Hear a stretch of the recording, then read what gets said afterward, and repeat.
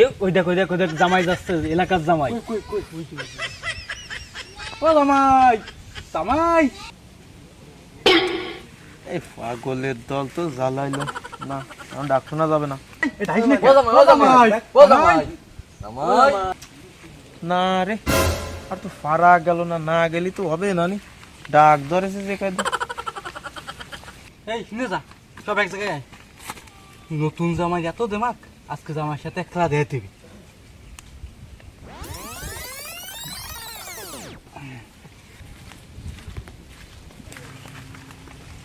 তা কি শালারা, তোমরা ভালো আছো?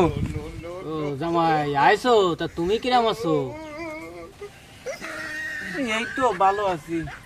ও জামাই, তোমার কি কোষ্ঠকাঠিন্য সমস্যা না মুই রুচি বুঝলি? কথার বিয়ে গেরাম কেন? আরে না, তোমরা শালা মানুষ, তোমাকে সাথে কই। তা কও জামাই, কও কও কও কও জামাই, কও কও কও। ঋতু কানা মানা জ্বালাই পারলাম না।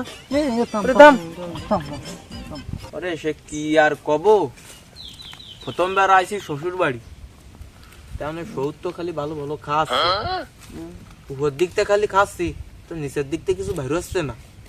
তাই দোকানে যাচ্ছি একটা বিড়ি খাতি, যদি হজম ক্ষমতাটা বাড়ে। জামাই আবার বড়ি খাই? না জামাই, আমরা বড়ি টড়ি খাইনি। কোন কালা কে পাল্লায় পড়লাম রে আজকে। যদি বিড়ি খাও তাহলে একটা দিতে পারি। ও ও ও ও তা ও শালা কি করছিস কও কও কও কও খুলে কও।